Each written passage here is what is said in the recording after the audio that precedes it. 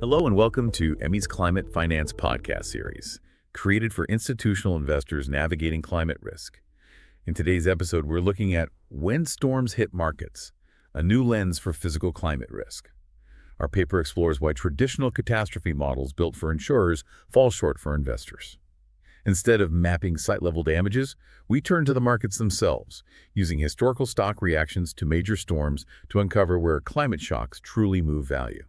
By combining market data with climate science, we show that storm risk isn't confined to assets. It ripples through supply chains, utilities, and sectors often assumed resilient. This market impact approach provides portfolio-wide insight into how physical risk actually translates into financial terms, offering a more direct link between storms and investor outcomes. So we've sort of set the stage here. These traditional models, they were really built for insurers, weren't they? That's exactly right. They serve that purpose very well.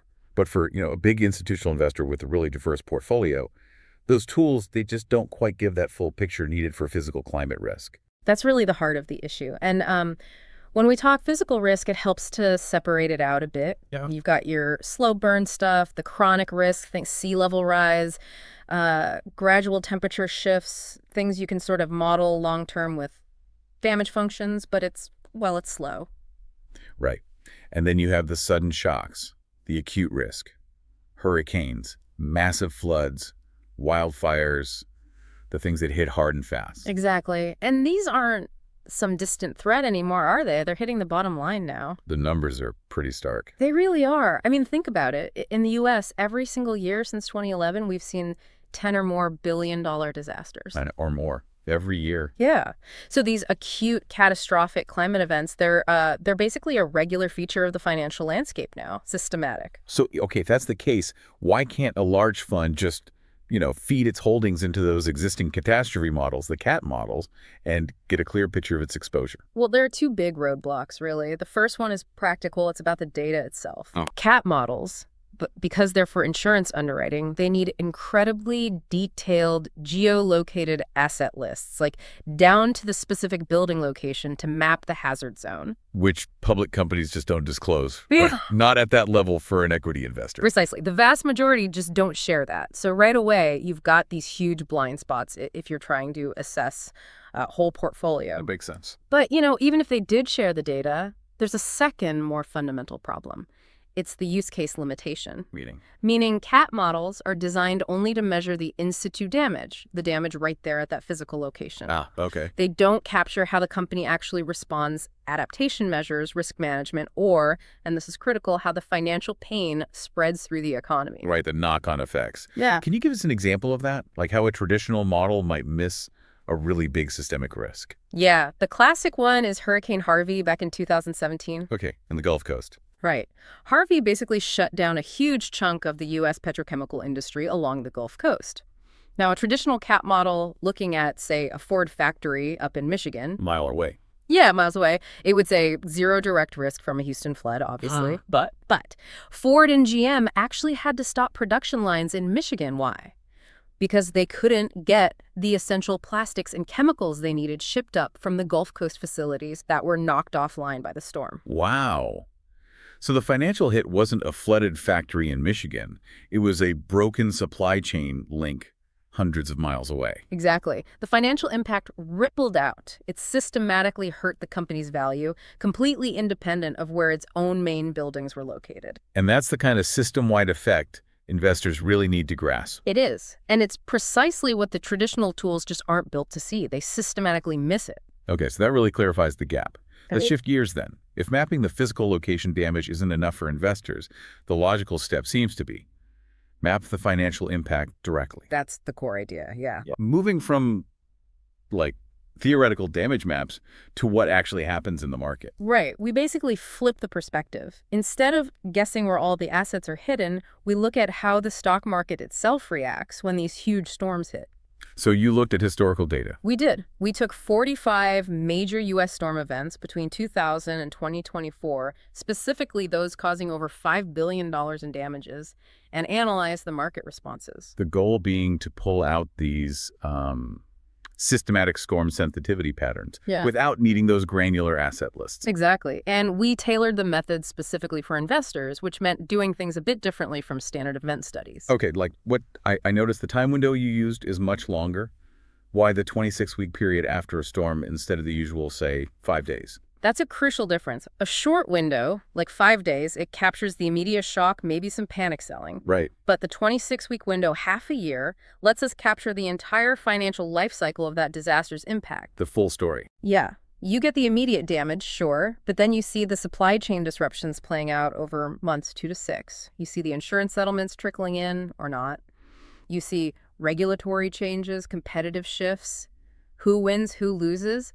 We need that full 6 months to measure the real, lasting net effect on the business. And you also need to filter out all the other market noise happening during those 6 months, right? Yeah. Like what if the Fed raises rates? Absolutely. That's where benchmarking comes in. We measure every company's performance relative to the S&P 500 over that exact same 26-week period. Isolating the storm-specific impact. Correct. So the final output isn't just raw return, it's an empirical damage to performance function.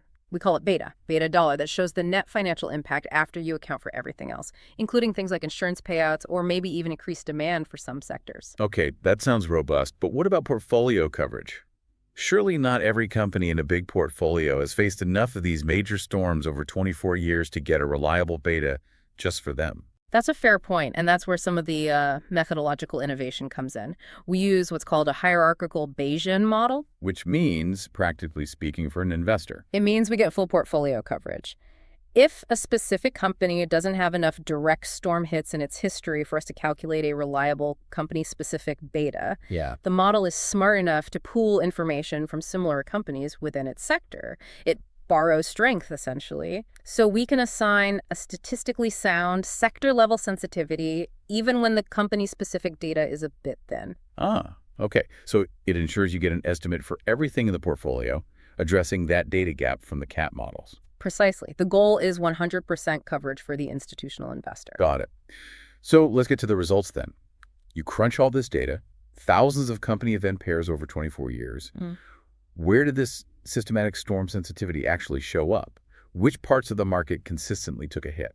We found statistically significant negative relationships, meaning negative betas, across 6 specific industries. The one with the strongest, most persistent negative link was home building. Home building. With the beta of mattered 0.174, the highest negative. That's interesting because you'd think after a storm, there's massive demand for rebuilding. You would, wouldn't you? But it seems the market weighs other factors more heavily in that initial 6-month period. Like what? Well, think about the immediate costs they face: disruption to existing projects, labor shortages, supply chain chaos for materials, and crucially, the rising costs of things like insurance and lumber that often follow big disasters. It seems that negative impact outweighs the potential future rebuilding revenue, at least in the medium term, reflected in the stock price. Okay, that makes sense. What other industries showed this vulnerability? A lot of it centered around critical infrastructure and energy. We saw significant negative betas for electric utilities, that was negative 0.106, also oil and gas pipelines and gas distributors. Infrastructure taking a direct hit. Yes. And we also saw it in the financial sector, specifically specialty insurance and property and casualty insurance, which makes intuitive sense given their direct exposure through claims. Right, they pay out.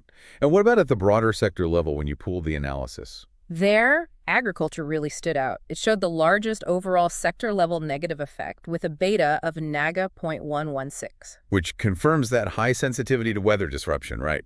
Crop yields, livestock. Absolutely. It's a very clear systematic link. Disruptions there have fast and direct financial consequences that the market seems to price in quite consistently. Let's dive a bit deeper into electric utilities. You mentioned they have a relatively pure downside exposure. What does that mean compared to, say, home building, which might eventually see some upside from reconstruction? Well, utilities face immediate concentrated damage to their grids from high winds, flooding, you name it. Okay. And they have to restore service. It's an essential public service. That means massive upfront capital spending on repairs. Without necessarily getting a big revenue boost later. Exactly. Unlike home builders who might see more future sales, utilities often face complex, regulated processes for cost recovery, which can be slow and uncertain. So they absorb a lot of that financial shock directly, and it seems to weigh on their stock price for that full 6-month period we measured. And you used Duke Energy, DUK, as a case study to show this wasn't just theoretical. We did. Duke's specific beta was robustly negative at -0.140, but what was really striking was the explanatory power. How much of his performance was explained by storms? Over that 6-month post-storm period, storm damages alone explained 24.1% of Duke Energy's excess return variation. That's its performance relative to the S&P 500. Wow, nearly a quarter. Yeah, for a single risk factor like storms, that's a very substantial effect. It shows that even huge, diversified utilities like Duke face material systematic negative impacts from these events that last for months. That's a powerful finding. Now, before we wrap up the results, it feels important to touch on the nature of the events you studied. You mentioned 45 major storms, but I understand tropical cyclones, hurricanes essentially dominated that data set. That's correct. They made up over 70% of the observations we used. Which gives you a really clear signal for that specific type of acute risk, for cyclone risk. It does. Tropical cyclones are relatively discrete events, geographically defined, which helps isolate the financial signal effectively. It makes the analysis cleaner. But it also means investors will naturally ask how this applies to other risks, right? And about the boundaries of the methodology. Absolutely, and they should. It's crucial to be clear about what the model captures best. And, the best way to address those boundaries is probably to tackle the common critiques directly. Okay, let's do that. Because any investor looking at a new methodology like this will have questions, especially about the statistics and assumptions. So, critique number 1. Does this whole approach assume markets are efficient and pricing climate risk perfectly? Good question. And the answer is no, not at all. We assume market consistency, not efficiency. What's the difference? We're simply documenting how the market actually behaves consistently when these major storms hit. Whether that behavior is perfectly rational or fully incorporates all future climate information, well, that's a different debate. So even if the market is inefficient, say, consistently underreacting, if it does so consistently over time, that pattern itself is incredibly valuable information for modeling risk. We're measuring the market's revealed sensitivity, warts and all, not assuming it's perfect. Got it. Okay, critique number 2 often relates to the R-squared values, the measure of explanatory power. Your R values are between 0.12 and 0.24. Isn't that kind of low? Does it mean the model isn't very useful? Again, context is key here. In financial event studies, especially looking at residual returns over a long 6-month window. Right, after accounting for the overall market movement. Exactly. In that context, R-squared values in the 0.12 to 0.24 range are actually considered quite strong. It's common to see values well below 0.10 in this type of financial research. So an R-squared of, say, 0.20 isn't weak? Not at all. It means that this one-factor storm damage explains 20% or 1/5 of all the company's excess return variation over a full 6 months. That's economically significant. The main goal here is statistical significance proving the link exists, and we found that for those key industries. Okay, that clarifies the R-squared issue. Final common critique. Oh. You focused on large cap companies for this 24-year analysis. Doesn't that introduce survivorship bias? Aren't you potentially understating the real risk by leaving out smaller, perhaps more vulnerable companies? That's a limitation we have to acknowledge, yes. It's really a methodological necessity. Why? To measure a systematic beta reliably over such a long period, you need companies that have consistent data, that have, survived through multiple economic cycles and storm events. Which tends to be the larger, more established firms. Exactly. Smaller companies, even if they are potentially more vulnerable, often don't have that continuous 24-year track record needed for this specific type of analysis. So focusing on the large caps gives a cleaner signal over time. It does. And importantly, it means our findings likely serve as a useful conservative benchmark for institutional investors. Conservative how? Well, these larger companies generally have more resources, more geographic diversification, maybe better adaptation capacity compared to smaller firms. So the negative betas we measured for them likely understate the true systematic risk faced by smaller, potentially more fragile companies in the same sectors. So it gives investors a prudent floor, a starting point for thinking about the risk. That's a good way to put it. It's a reliable, empirically grounded baseline.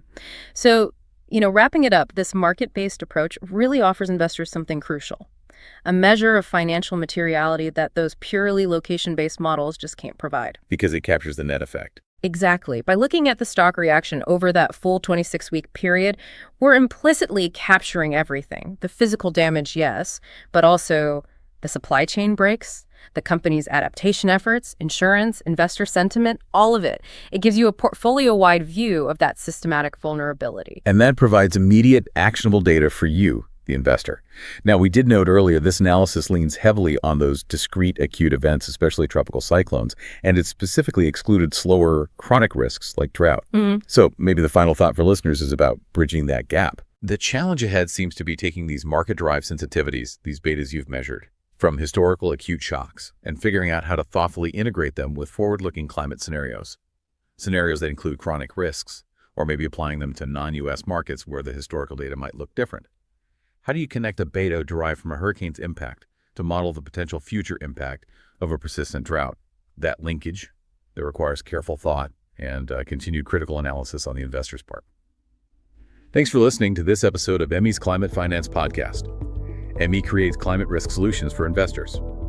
We provide emissions, transition, and physical risk data for every company, and investment supporting a 100% portfolio coverage across both private and public markets for all asset classes.